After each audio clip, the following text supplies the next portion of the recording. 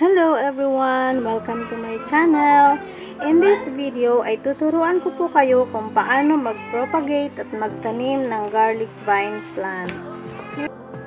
Ang amoy ng halaman na ito ay katulad ng bawang kaya tinawag siyang garlic vine plant. Maganda itong itanim sa gilid ng inyong bahay o kaya sa inyong mga bakod. Minsan lang ito mabulaklak sa isang taon pero hindi ka naman bibiguin dahil sa napakaganda niyang bulaklak.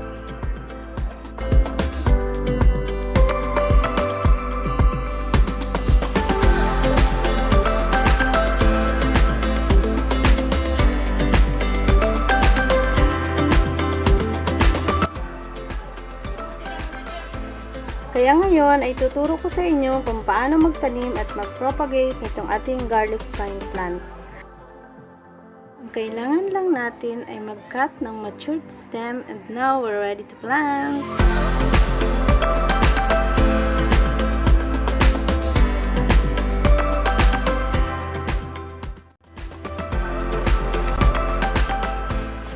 Hey guys! Welcome back to my channel. It's me again. My name is Joy.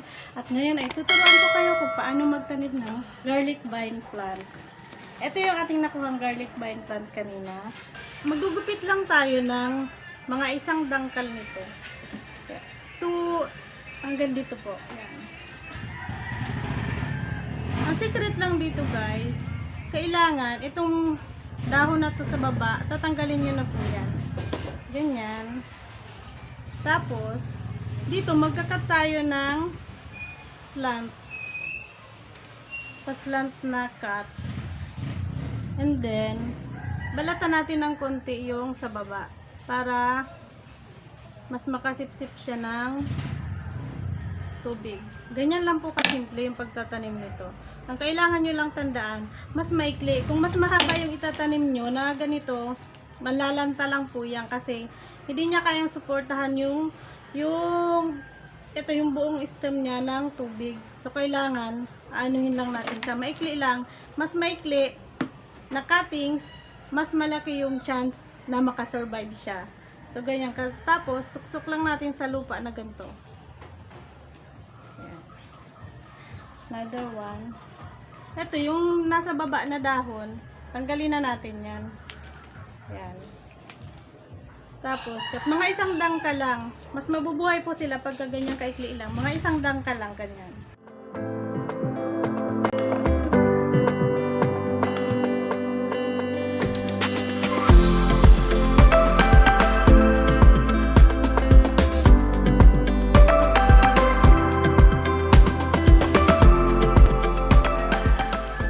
Ayan, ganyan po.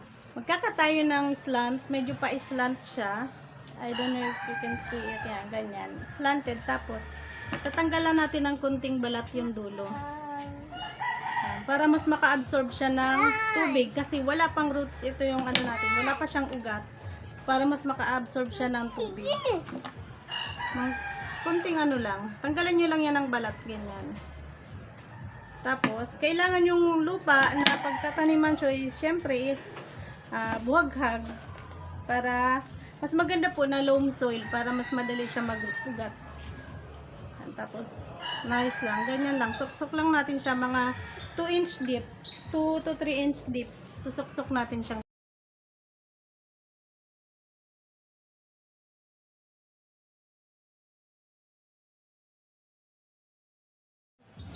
Ayan. After po natin na mailagay na yan yung mga cutting sa pot, dadalhin natin siya sa shaded area.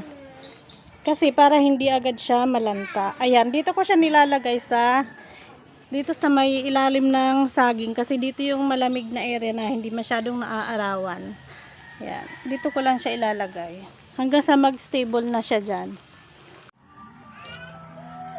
Ayan, kailangan din natin diligan yan, syempre, konti lang. Huwag pong araw-araw ang dilig. Ito na yung ginawa ko 1 month ago na ito.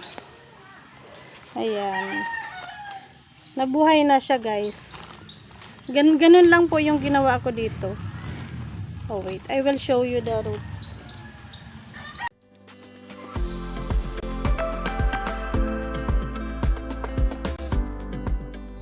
Ito pong garlic vine, hindi nyo agad mapapansin na akala nyo hindi siya nabubuhay kasi yung growth niya mabagal. Ang tagal niya yung magsupling dito ng saha, dito.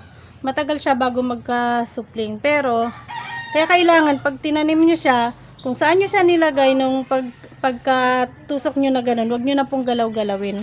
Kasi, pagka ginalaw nyo yan, parang malalanta lang siya. Pero ito, ano na to, stable na to. Pwede na itong itanim sa lupa. Ayan. Tingnan natin yung ugat nito.